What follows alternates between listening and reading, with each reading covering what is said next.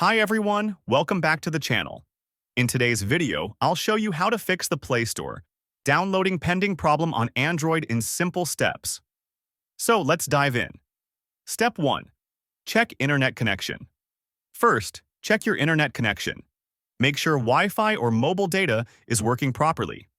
If possible, turn airplane mode on for 5 seconds, then turn it off. This refreshes your network and often fixes the issue.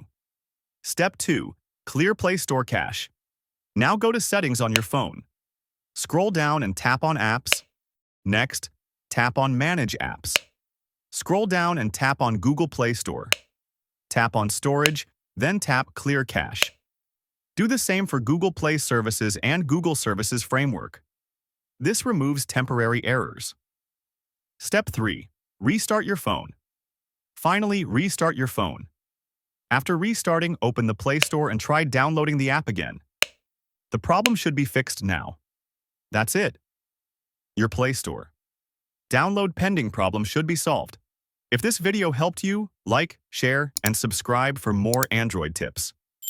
Thanks for watching.